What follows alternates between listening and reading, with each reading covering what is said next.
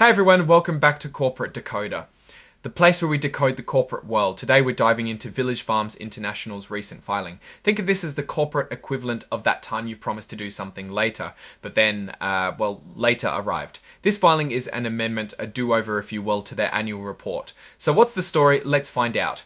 This isn't the original report, it's an amendment. Why? They needed to add some information that was missing from the first go around. Specifically, they're focusing on a section called Part 4, and they included updated certifications. Think of it as submitting your homework, then realizing you forgot a whole section and having to hand it in later. Let's take a quick look at the people running the show. We've got John McLernon as chairman of the board, Michael DiGiglio as CEO, and Stephen Ruffini as CFO. It's important to know who's at the helm when you're trying to understand a company's direction.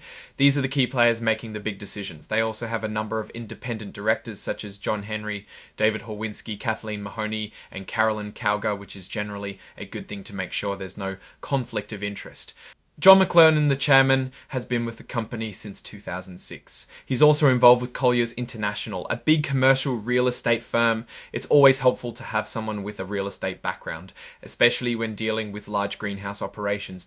Here's a quick mention of something called Section 16 OLI filings. Basically, these are reports that directors and top executives have to file when they buy or sell the company's stock. It's all about transparency, making sure everyone's playing fair. There were a few late filings reported, but it seems those were resolved. Now for the part everyone cares about, who's getting paid what? This section details executive compensation. In the year of 2024, Michael DiGiglio, the CEO, had a salary of over $1 million plus stock awards and other compensation. His total package was almost $1.7 million. This is a pretty standard amount for a CEO. Stephen Ruffini, the CFO, had a salary of around $540,000, add in his stock awards and other compensation, and he earned over $800,000 that year. Village Farms offers a 401k plan where they match a portion of employee contributions.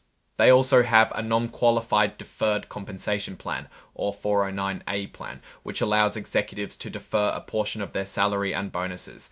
These kinds of benefits are fairly typical for attracting and retaining talent. This table shows who holds stock options in the company. Stock options give employees the right to buy shares of the company at a set price. It's a way to incentivize them to help the company grow because if the stock price goes up, their options become more valuable. Stock options are granted to many executive officers. The company states that equity grants are typically approved by the compensation committee at meetings. They also say they don't time these grants around releasing major news, which is good practice, and is an assurance that they do not play games with stock grants and material information.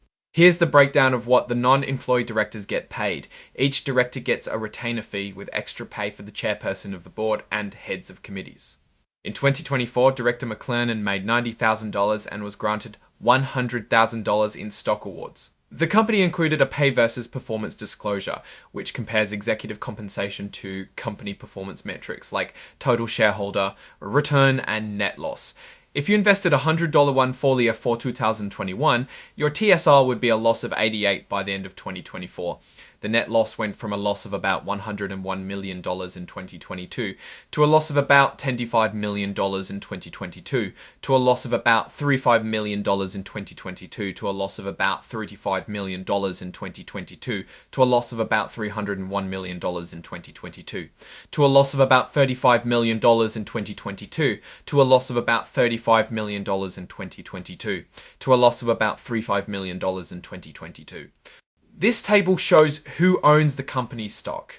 Michael DiGiglio, the CEO, owns about 9% of the company. Stephen Ruffini, the CFO, owns about 1.5%. The rest of the directors each own less than 1%. When all directors and officers are grouped together, they own 12.3% of the company. This section provides details on the company's equity compensation plan. It outlines how many shares are available for issuance under stock options, warrants, and rights.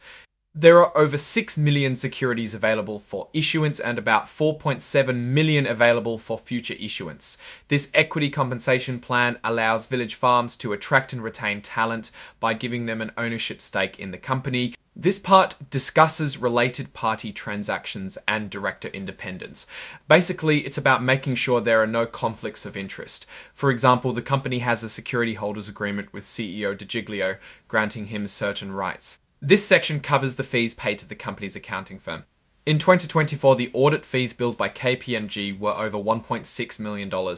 Finally, the exhibit index lists all the documents included as part of the filing. ACTI overall, Village Farms International seems to be navigating a challenging market with a few hiccups along the way.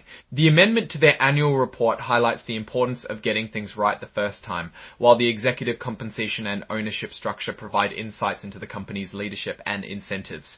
One thing that stands out is the net loss reduction over the past few years, which is a clear positive. However, the negative total shareholder return is obviously a warning sign. The company's direction seems uncertain. On the one hand, they're losing a lot of shareholder value, but they are mitigating losses. The key for Village Farms will be to capitalize on growth opportunities while keeping costs in check and improving its financial performance. Thanks for watching. If you found this helpful, give us a like, leave a comment, and subscribe for more corporate deep dives.